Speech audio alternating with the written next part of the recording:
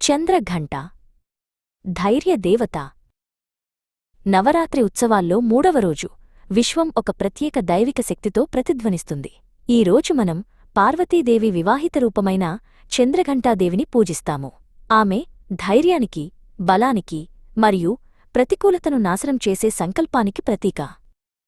శైలపుత్రిగా తన ప్రయాణాన్ని ప్రారంభించి బ్రహ్మచారిణిగా తీవ్రమైన తపస్సు చేసిన తరువాత పార్వతి శివుడిని వివాహం చేసుకుంది. వారి కలయిక కేవలం ఇద్దరు జీవుల వివాహం మాత్రమే కాదు, ఇది విశ్వంలో సమతుల్యతను మరియు సామరస్యాన్ని పునరుద్ధరించిన ఒక దైవిక సంఘటన. తన వివాహ వేడుకలో పార్వతి తన నుదుటిపై గంట ఆకారంలో ఉన్న అర్ధచంద్రుణ్ణి అలంకరించుకుంది. ఈ చంద్రుడి నుండి వెలువడిన శబ్దం రాక్షసుల హృదయాలను భయంతో నింపింది.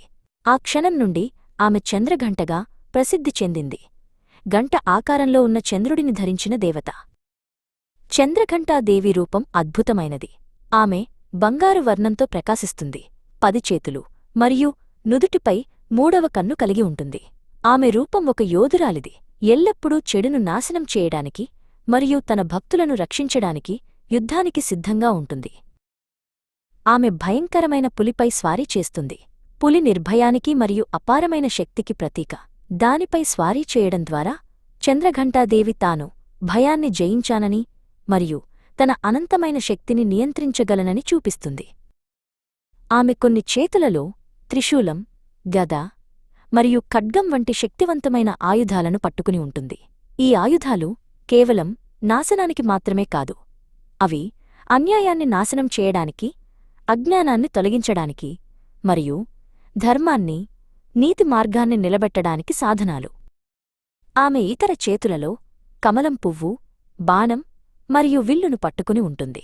కమలం ఆధ్యాత్మిక స్వచ్ఛతను సూచిస్తుంది, అయితే విల్లు మరియు బాణం ఆమె ఏకాగ్రతను మరియు తన లక్ష్యాన్ని ఛేదించాలనే దృఢ నిశ్చయాన్ని సూచిస్తాయి. ఆమె శక్తి మరియు దయ యొక్క సంపూర్ణ సమతుల్యం. ఆమె నుదుటిపై ఉన్న చంద్రగంట శబ్దం కేవలం ఒక శబ్దం కాదు, అది ఒక మంత్రం.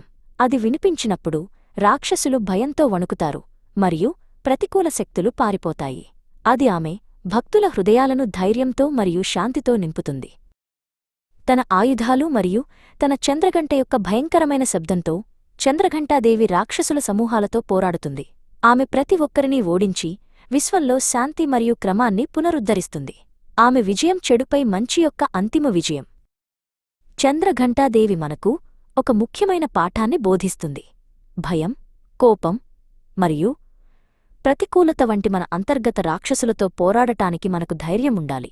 ఆమెను పూజించటం ద్వారా మనం ఏ సవాలునైనా ఎదుర్కోవడానికి బలాన్ని పొందుతాము మరియు ధైర్యమైన పోరాటం తర్వాత వచ్చే శాంతిని కనుగొంటాము.